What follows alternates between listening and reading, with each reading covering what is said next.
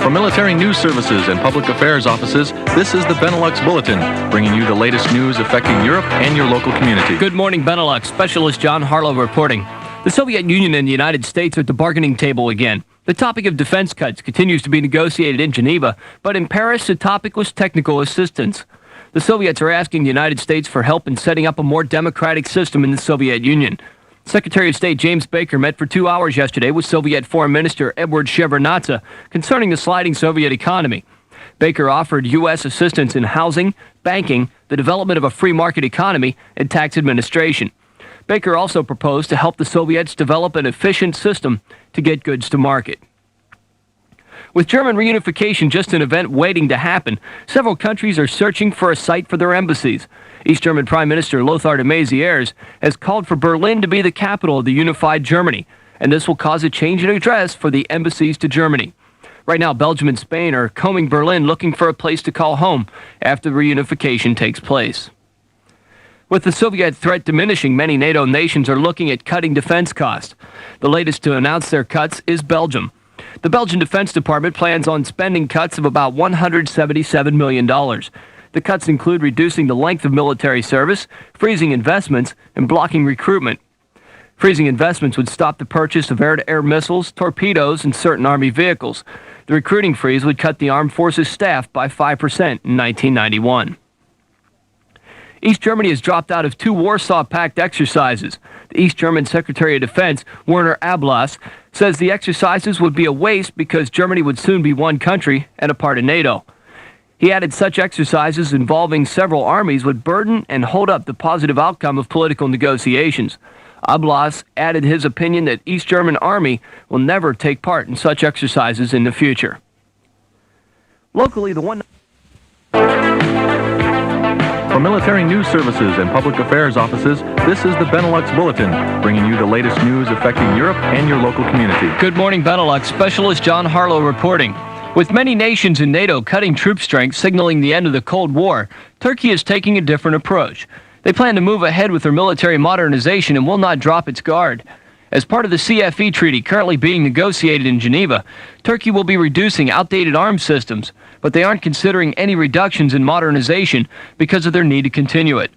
Turkish military officials said modernization needs are in early warning, aerial defense, reconnaissance, and other areas. West German Chancellor Helmut Kohl suggested yesterday a 4% reduction in West German defense spending for 1991. The suggested cut would be from the 1990 budget of $31.8 billion to the new 1991 figures of $30 billion. Soviet President Mikhail Gorbachev, declaring his perestroika reforms had reached a critical moment, appealed yesterday for economic support from the West. Gorbachev said economic aid from the West would benefit all mankind. Gorbachev met yesterday in Moscow with the European Commission President Jacques Delors to ask for economic aid from Western Europe. Back home yesterday, the Senate Foreign Relations Committee approved a $535 million aid package designed to provide U.S. support for emerging Eastern European democracies. The Democratic-controlled panel voted 10-0 to send the bill to the full Senate.